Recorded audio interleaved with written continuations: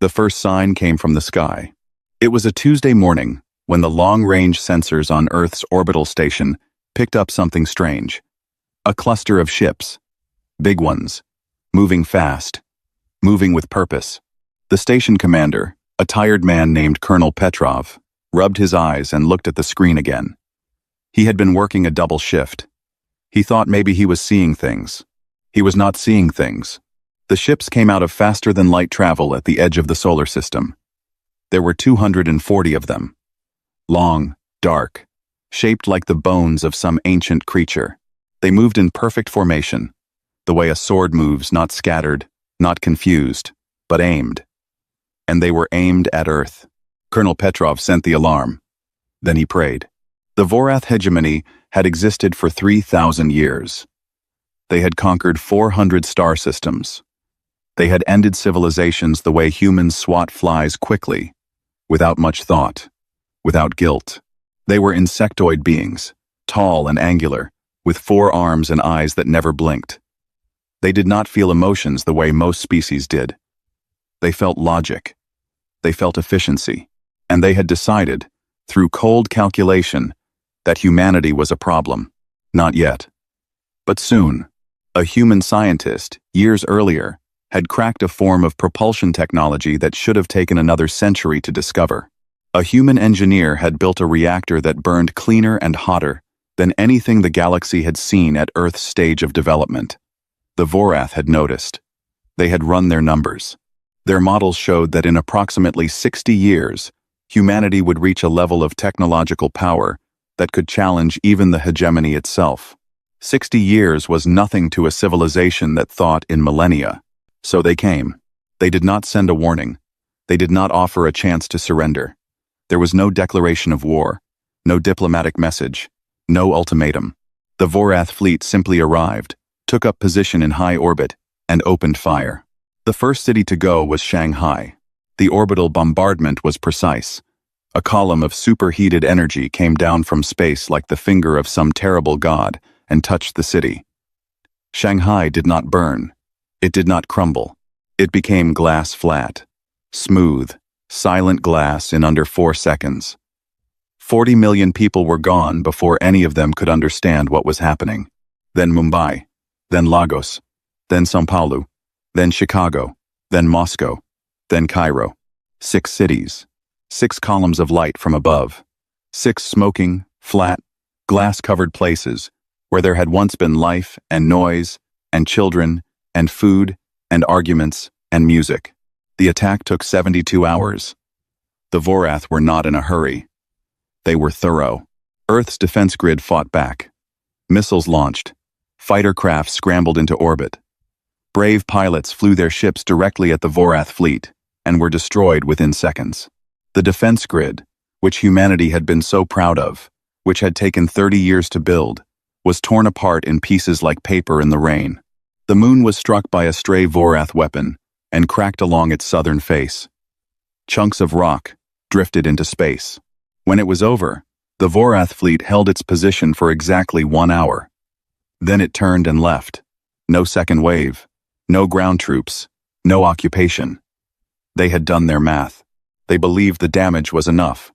They believed humanity was finished. Across the galaxy, other civilizations watched.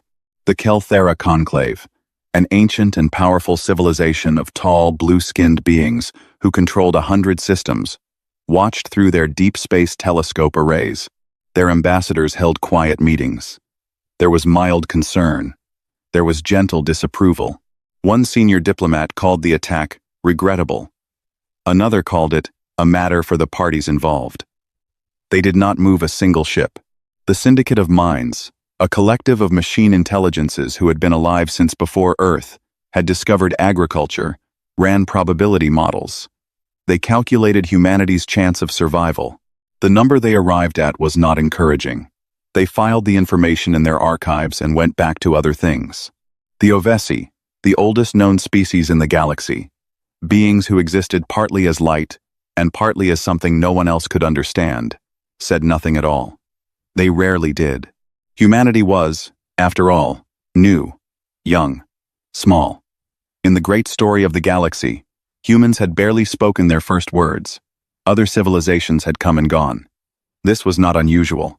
This was not their problem. On Earth, in the rubble and the ash and the smoke, people were dying and screaming and pulling each other out of collapsed buildings in the cities that had not been hit. Hospitals ran out of space. Soldiers stood in the streets with no clear orders. Governments scrambled to communicate on broken networks. Children walked through the ruins looking for parents they would never find. And yet, in Geneva, in a bunker 40 meters underground, a group of people gathered.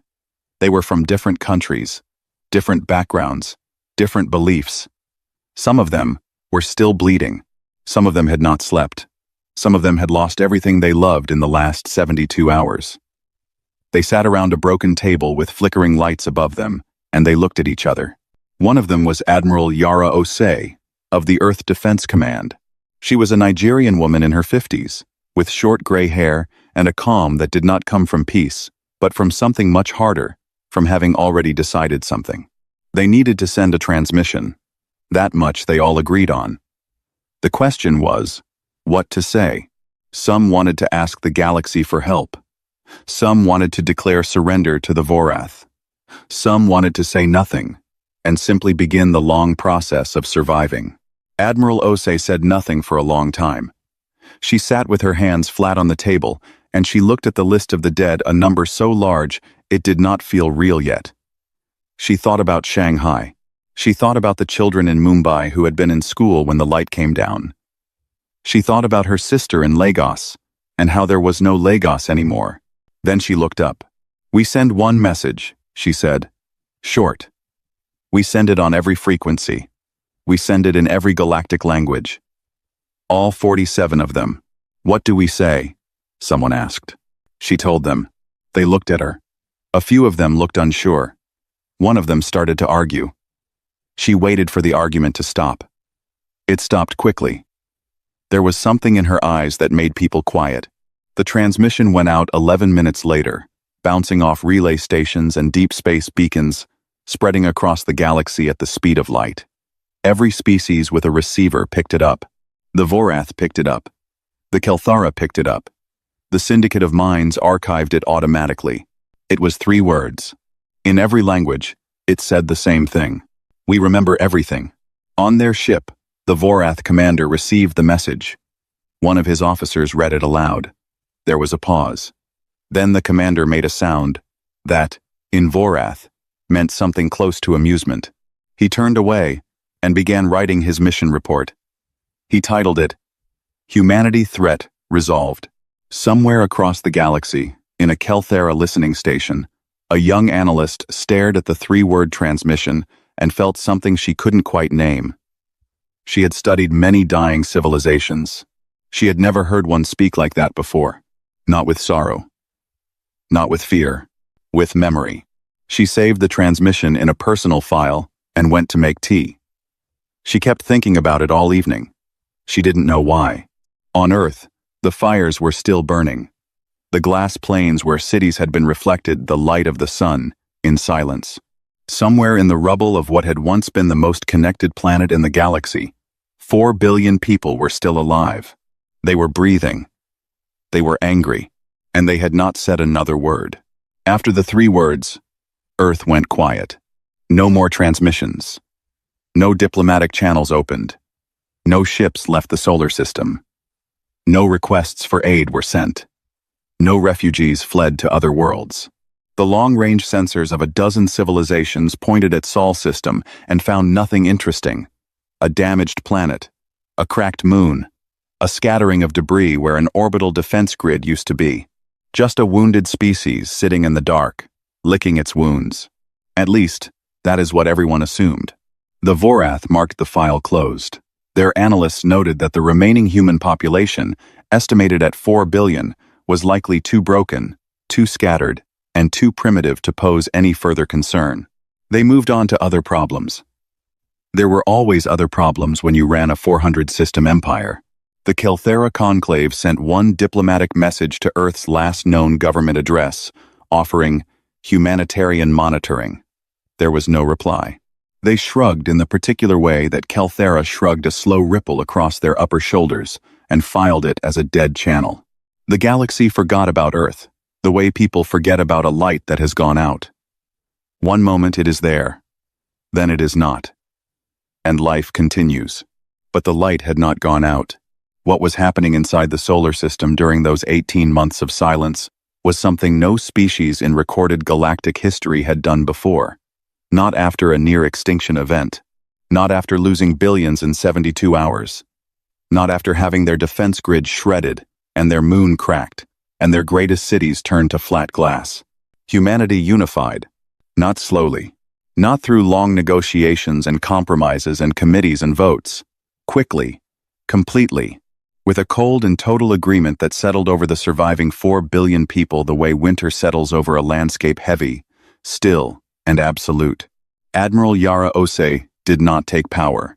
Power was given to her, unanimously, by every surviving government body, military command, and civilian council, within 3 weeks of the attack. She did not want it. She accepted it because someone had to, and because she was the person everyone looked at when they needed to know what to do next. She held one press conference. Just one.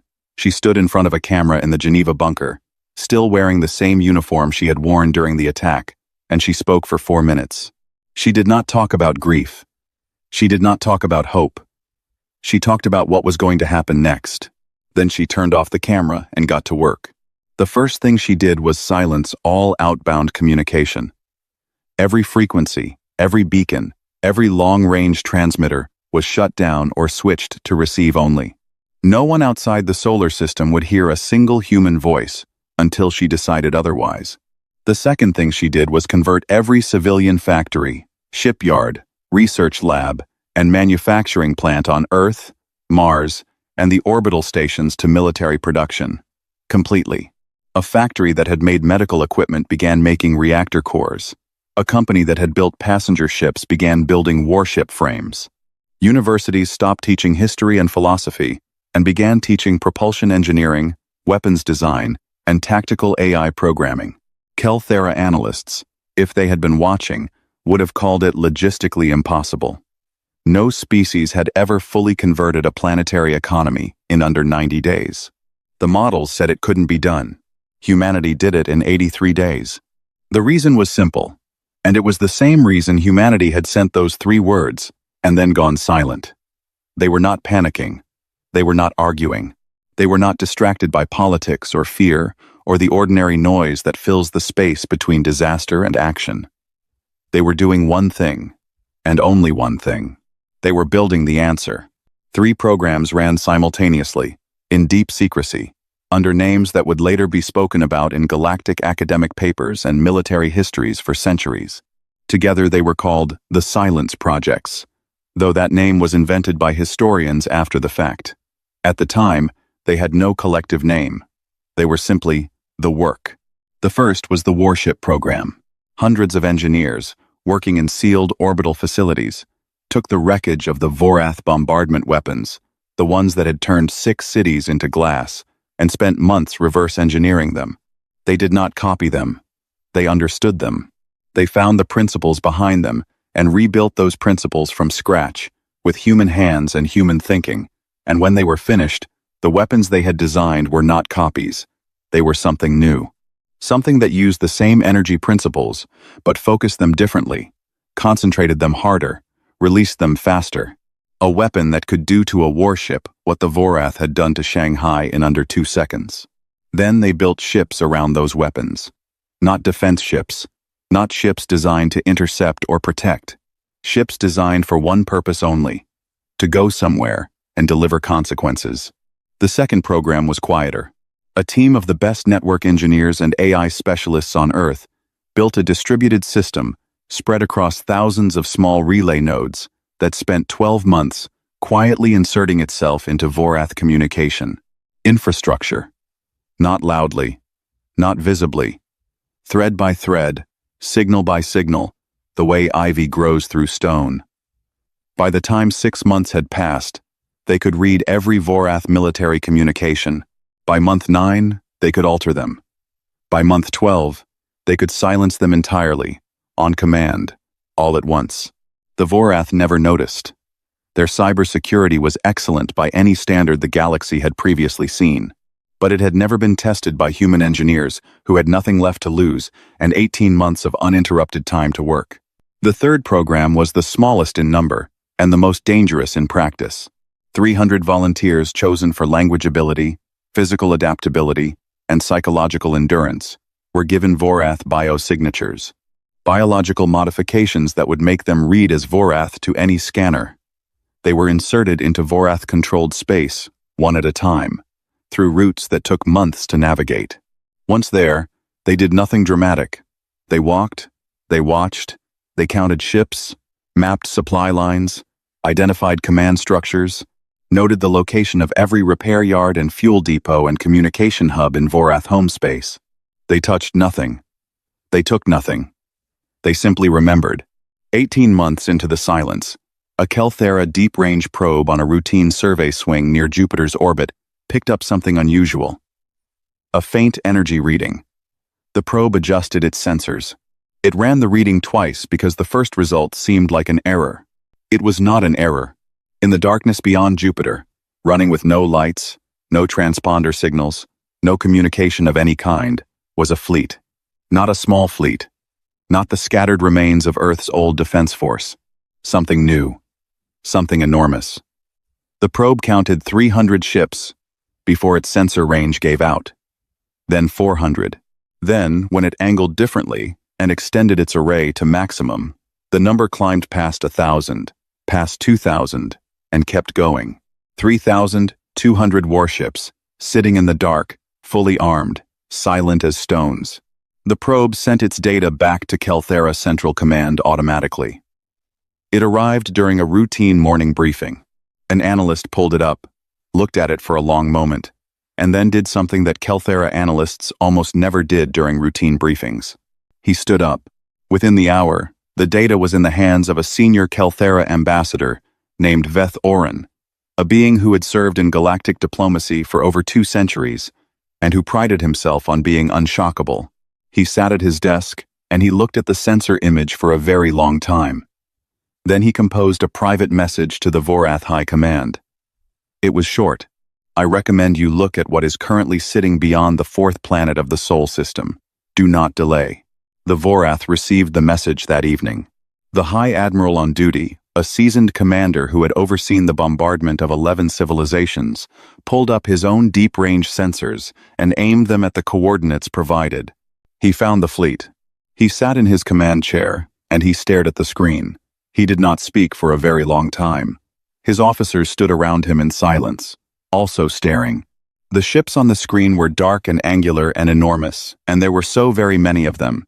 Each one was pointed outward, aimed, like the 3 words had been aimed 18 months ago. After several minutes, the High Admiral turned to his communications officer and said, very quietly, "Get me the High Throne, now." At some point during those long minutes of staring, one of the junior officers behind him realized something. His hands were cold. His breathing was not steady. He was a Vorath soldier, born into a culture that had never feared anything in 3,000 years. And he was quietly, privately, without wanting to admit it, afraid. He did not fully understand why. The numbers were bad, but numbers alone didn't explain it. It was something else. Something about the way those ships were positioned. The patience of it. The silence of it. Like something that had been waiting. Like something that knew exactly where it was going.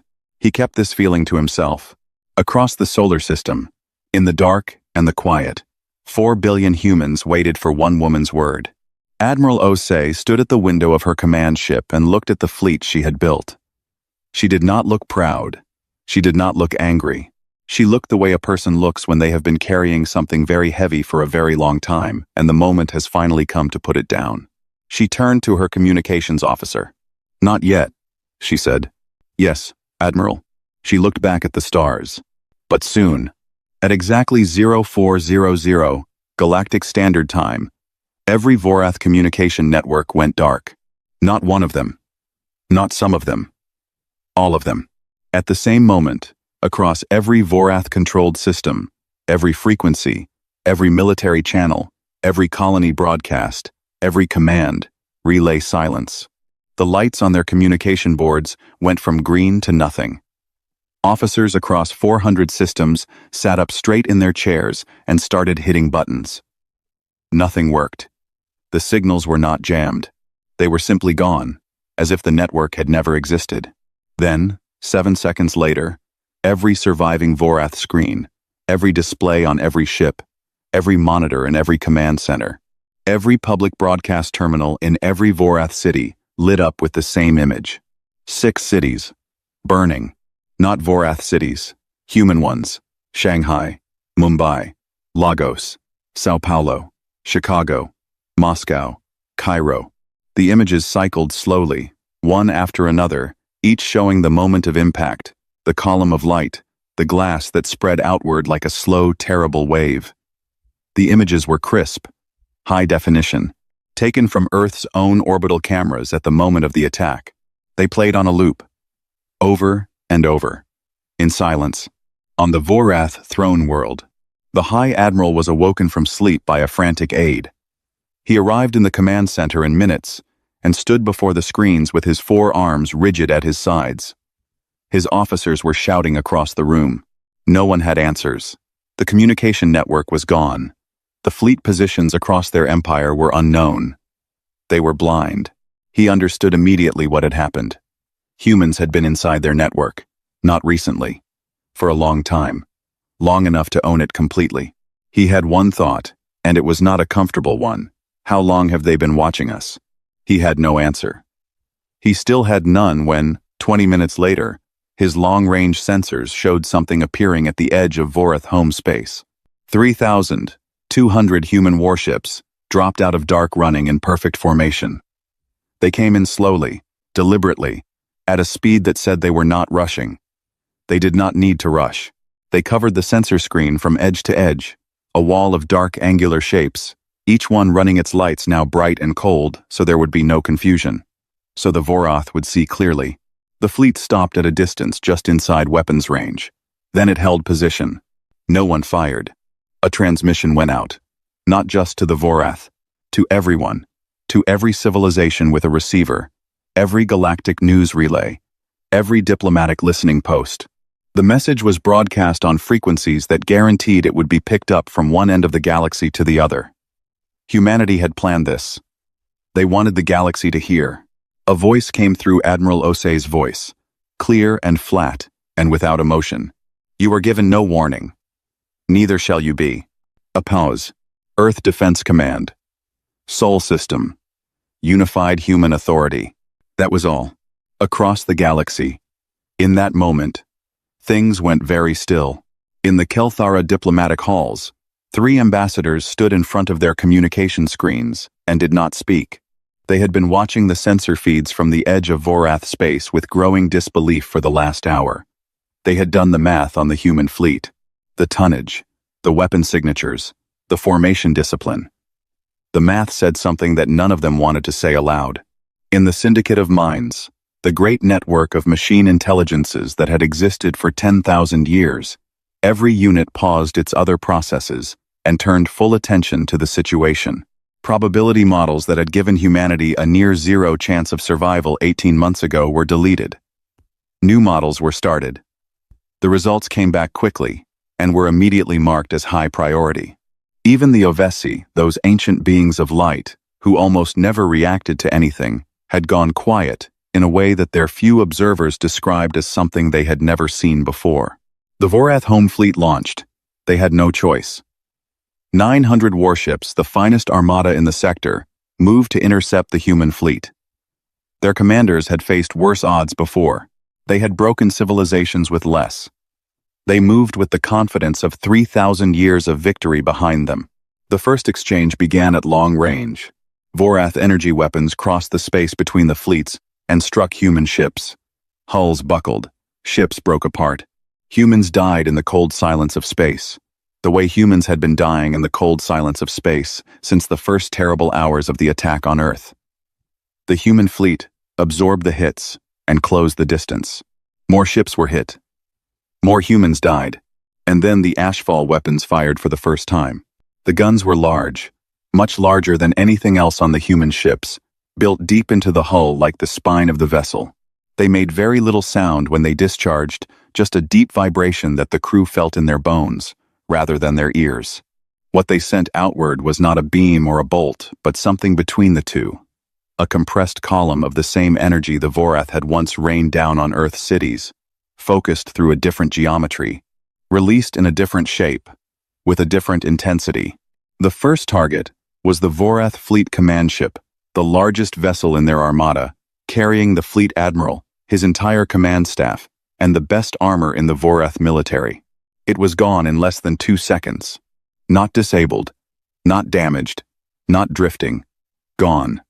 A flash of light so intense it registered on sensors 3 star systems away, and then nothing. Empty space, where a warship had been. In the Kelthera observation room, someone made a sound that was not quite a word. Everyone else was silent. The second Ashfall target was the Vorath fleet's primary communications relay ship, gone. The third was a cluster of 3 destroyers that had gotten close to the human formation. All 3 were deleted from space in a single discharge. The energy column wide enough to take all 3 at once. The Vorath fleet, 900 warships, 30,000 crew, the pride of a 3,000-year empire, began to come apart. It did not happen instantly. Vorath ships were well built, well crewed, and their captains were experienced. They adapted their formations. They tried flanking. They tried pulling the human fleet into crossfire angles. Some of it worked. Human ships were destroyed throughout the battle. The losses were real. The grief was real. The names of the dead would be read aloud at every memorial for a generation. But the difference in firepower was not something tactics could fully bridge. Every time an Ashfall weapon fired, something on the Vorath side ceased to exist. The battle lasted 11 hours. In galactic terms, that is an unusually long time for a fleet engagement of this scale. It lasted 11 hours because the Vorath fought hard, and because Admiral Osei did not push her fleet into unnecessary risk. She advanced steadily, methodically, taking the ground she needed to take, not wasting lives on speed. At the end of the 11th hour, the Vorath home fleet had effectively ceased to exist. What remained was fewer than 40 ships, scattered, damaged, broadcasting surrender signals. The rest was debris. Admiral Osei ordered her weapons to stand down. She opened a channel to the Vorath throne world.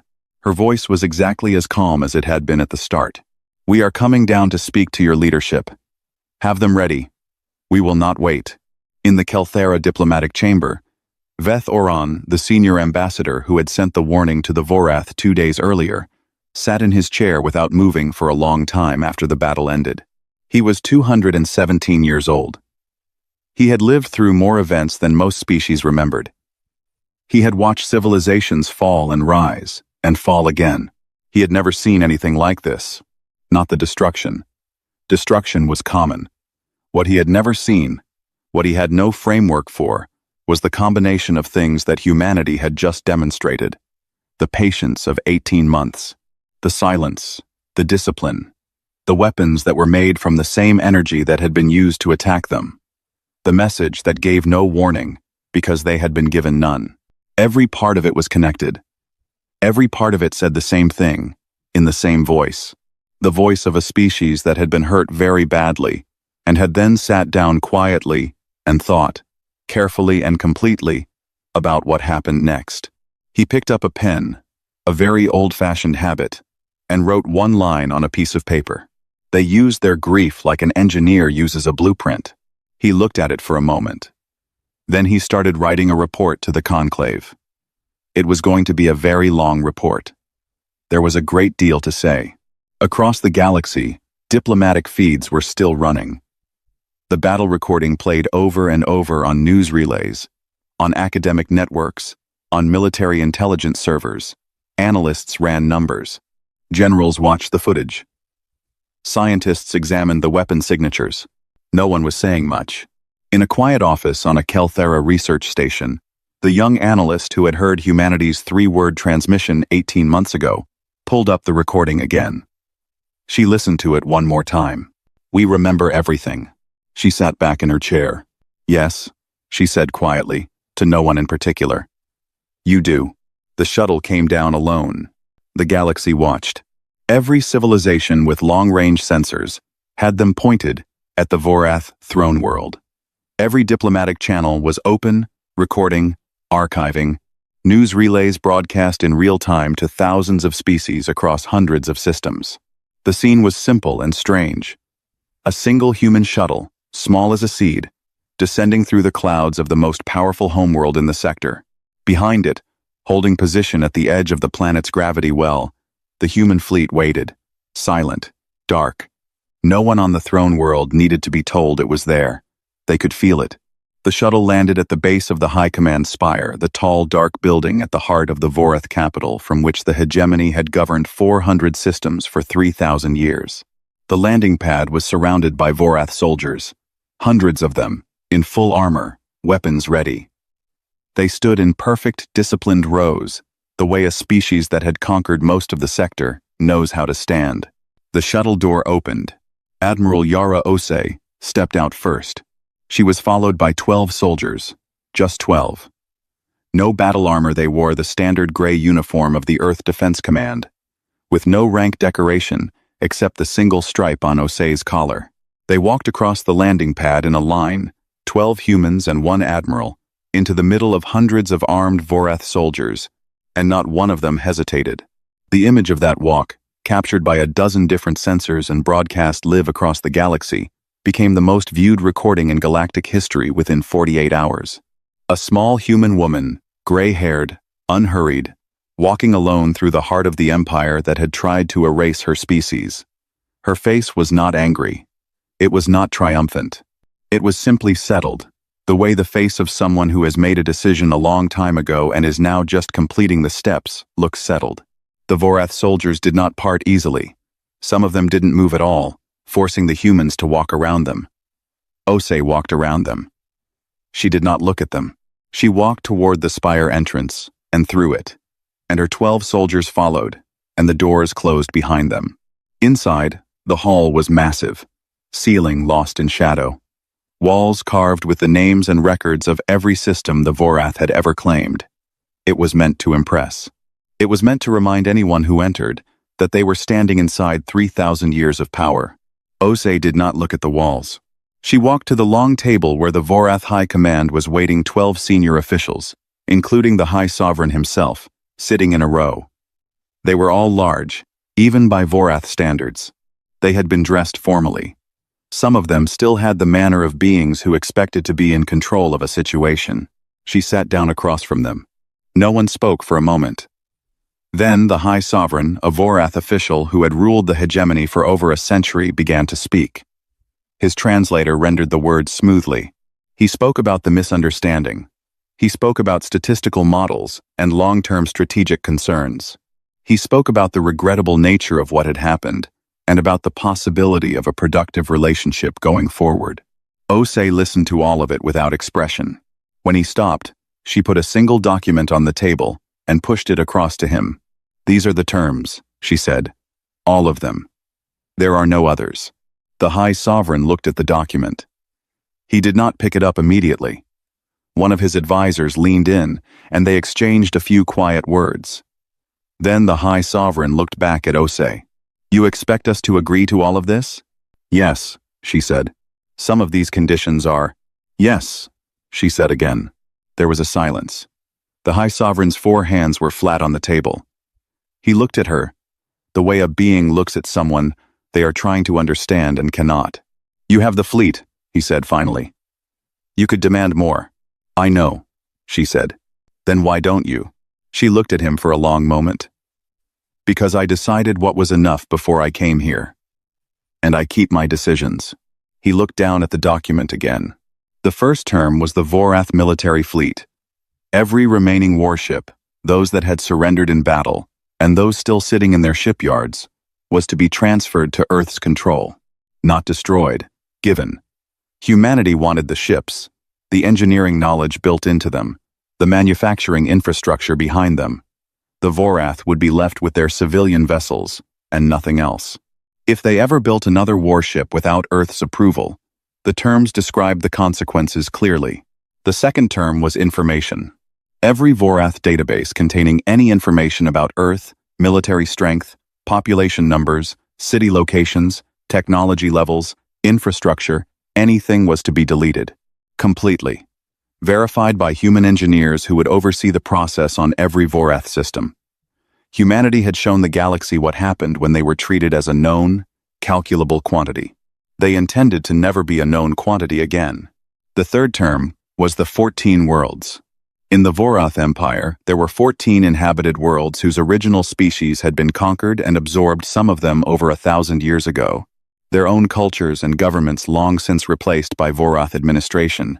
Osei's terms required all 14 to be released immediately. Their original governing structures, where they still existed, were to be restored. Where they did not exist, Earth would assist in establishing new ones. The Vorath would have no further claim on any of them. The fourth term was the memorial. One Vorath colony world chosen by Earth was to be cleared of all Vorath settlers, who would be relocated to other Vorath worlds at Vorath expense. The planet would be resettled by Earth and managed as a memorial territory. Gardens would be planted. Monuments would be built. The names of the dead from Shanghai and Mumbai and Lagos and Sao Paulo and Chicago and Moscow and Cairo would be engraved in stone, large enough to be seen from orbit. No Vorath citizen would ever set foot on that world again.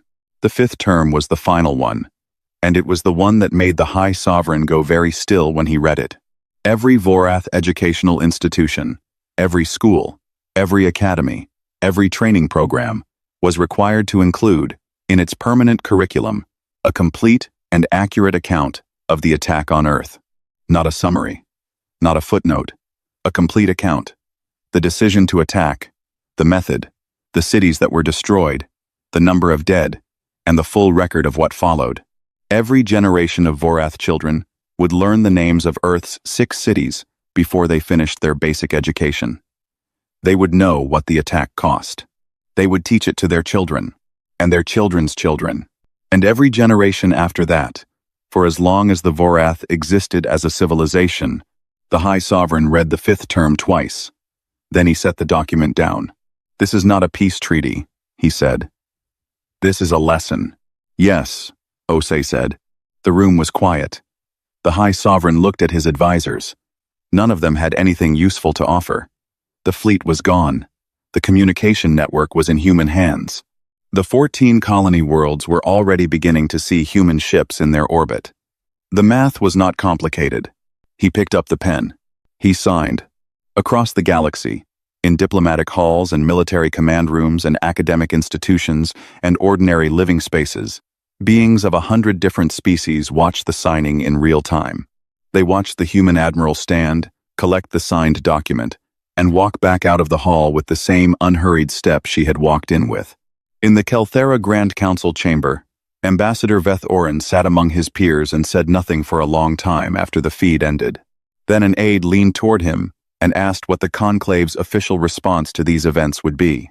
Veth-Orin thought about this for a moment. "We will update our threat assessment files," he said quietly. "Humanity will be moved to the top." The aide made a note. "Because of their military capability, sir?" Veth-Orin shook his head slowly. "Because of how they thought while using it?" he said. "A species that can do what they just did and still decide what is enough, that is a species that will be relevant to every decision in this galaxy for a very long time." Outside the High Command spire, Admiral Osei's shuttle lifted off alone. The 12 soldiers were quiet around her. One of them, a young lieutenant named Chen, barely 25, who had lost his entire family in Shanghai, sat across from her and looked out the window as the throne world dropped away below them. After a while, he said, "We got them, Admiral." Osei looked at the document in her hand. The signature was there. Official. Binding. "Yes," she said. "Does it feel like you thought it would?" She was quiet for a moment. Outside the window, the fleet was coming into view. 3,000 ships catching the light of the local sun. "No," she said. She did not say anything else. Chen did not ask. The shuttle moved toward the fleet. Behind them, the Vorath throne world grew small against the stars, and smaller still. And then it was just another point of light in the dark, no different from any other. 5 years passed. The galaxy, in those 5 years, changed in ways that no model had predicted and no historian had planned for. Not loudly, not with dramatic announcements or great ceremonies. It changed the way deep water changes direction slowly, quietly, but completely, and with the kind of force that does not stop once it has started. Earth rebuilt. Not just its cities, though the cities came back, stone by stone, neighborhood by neighborhood, full of noise and people, and the ordinary mess of life that makes a place a place. The glass plains where Shanghai and Mumbai and Lagos and the others had been were not built over immediately. First came the teams who documented everything. Then came the families who walked the glass in silence, leaving flowers. Then, only then, when the living had said what they needed to say to the dead, did construction begin.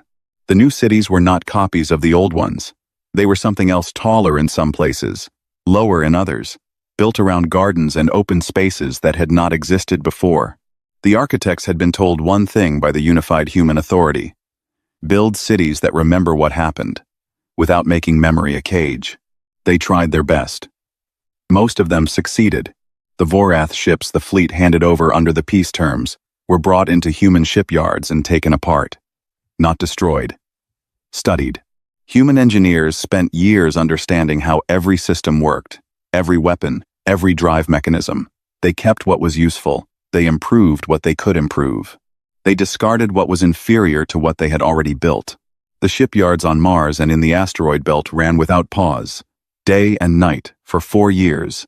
And what came out of them was a fleet unlike anything the galaxy had seen before, a mix of the best of 2 very different schools of military engineering, combined by minds that had spent 5 years thinking about almost nothing else. Earth did not display this fleet openly. They did not publicize its size or capabilities. They simply had it, and the galaxy knew they had it, and no one asked for details. The 14 liberated worlds were the piece of the peace terms that took the most work. Some of them had been under Vorath control for so long that their original governing structures were not just weakened, but genuinely gone. Languages half forgotten, cultural practices nearly erased, populations that had grown up knowing nothing but Vorath administration. Earth sent teams, not soldiers. Linguists, historians, educators, engineers, doctors, people who knew how to help without taking over. People who understood, in a specific and personal way, what it meant to rebuild something that had been broken by someone else's decision. It was slow. It was sometimes frustrating. It did not always go perfectly, but it went. The 14 worlds, over 5 years, found their feet. Some of them formed governments that looked nothing like what they had been before the Vorath came. Some of them rediscovered things they had forgotten about themselves and were genuinely surprised by what they found. 2 of them became close enough to Earth in culture and cooperation that they eventually applied for formal partnership status. Not membership, not absorption, but something new that had no previous name in galactic law and had to be written fresh. The memorial world was named Kintsugi. It was a Japanese word. It referred to the old practice of repairing broken pottery with gold, not hiding the cracks, but filling them with something that made the damage visible and beautiful at once. The person who suggested the name was a ceramics teacher from Osaka. She had been 12 years old when the cities were destroyed. She was 17 when the peace terms were signed. She submitted the name through a public suggestion process that the Unified Human Authority had opened for the memorial world's naming, and it received more votes than any other suggestion by a significant margin. The world itself was a quiet place. Green, mostly. Mild weather.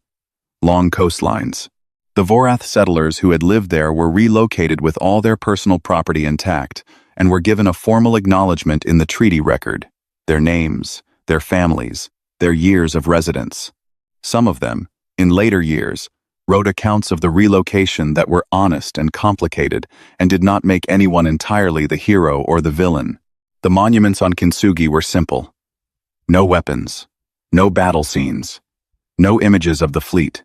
Just the names, millions of names, carved in stone, in the languages the people had spoken while they were alive. And below each city's section, in every major galactic language, one sentence. They were here. They were taken. They are not forgotten. Young people from Earth visited every year.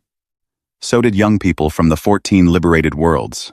And, more surprisingly, so did small groups of young Vorath students, mostly, fulfilling what was now a mandatory part of their education, the honest account of what their civilization had done and what it had cost. No one had expected that the Vorath students would actually come. The mandatory curriculum was one thing, a document requirement, something that could be technically fulfilled while being practically ignored. But some of them came, and they stood on the green grass of Kintsugi in small, awkward groups, reading the names, and most of them were quiet in the way that people are quiet when something they have read about has become real. Galactic diplomacy rearranged itself around the new reality, without making any great announcement of doing so. Invitations to meetings that had previously been extended to humanity as a courtesy were now extended as a matter of priority. When Earth's ambassador spoke in the Galactic Assembly, the room did not shuffle or whisper or look at their notes. They listened. When Earth's position on something conflicted with a larger power's preference, the larger power thought carefully before pushing back. The Kelthera Conclave published, in the third year after the battle, an updated threat assessment matrix for all known civilizations. The document was classified but leaked within a month, as classified documents almost always are. The section on humanity was the longest single entry in the document. The final line of the section, which was quoted on news relays across the galaxy for weeks, said, "The primary concern is not their military capability, which is considerable.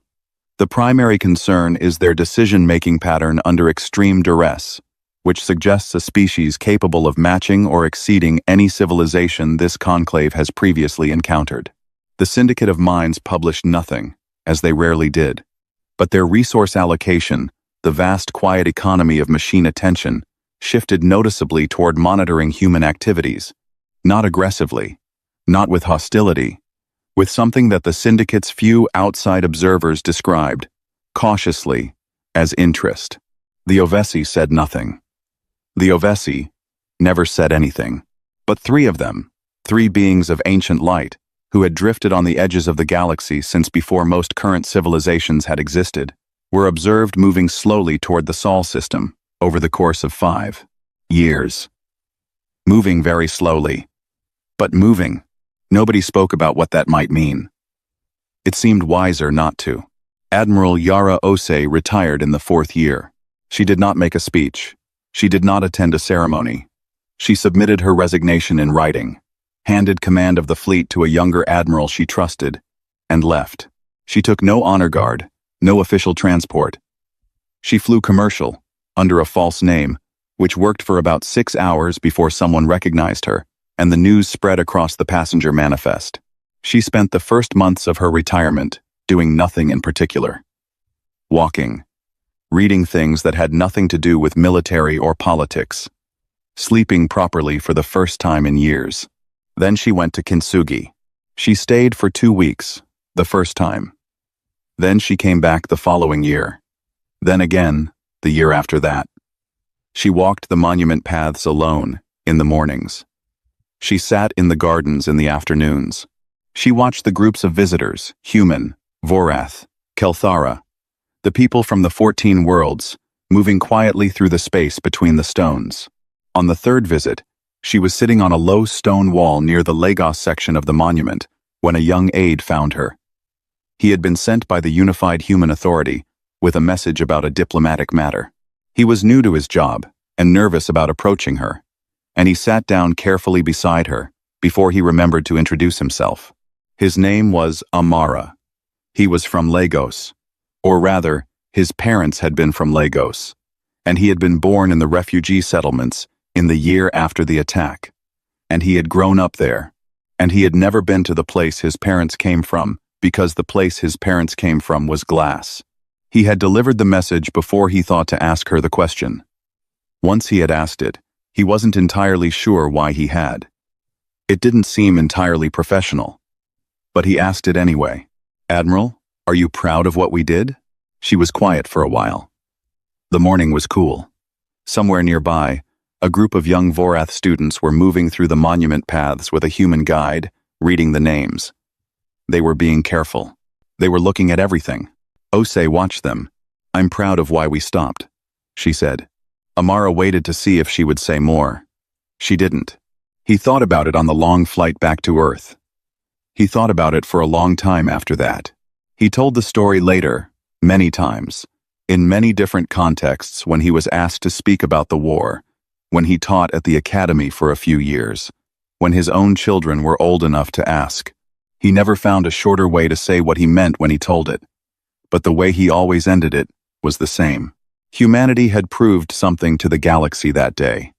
Not that they were dangerous, anyone with a sensor array already knew that. Not that they were powerful. The fleet spoke for itself. What they had proved was something quieter, and in its way more frightening, and also in its way more hopeful. They had proved that the most terrible thing humanity could do was decide. Really decide completely, calmly, with full knowledge of the cost, exactly how far they would go, and then stop there. In a galaxy full of civilizations that either lacked the power to threaten or lacked the restraint to stop, humanity had become something new, something the existing categories didn't quite fit. Not a conqueror, not a victim, not an ally in the ordinary sense. Something more like a fact. A permanent, patient, watchful fact that the galaxy had learned to account for in every calculation it made. The Vorath taught their children the names of the cities. The 14 worlds planted their own gardens. Kintsugi turned green in every season.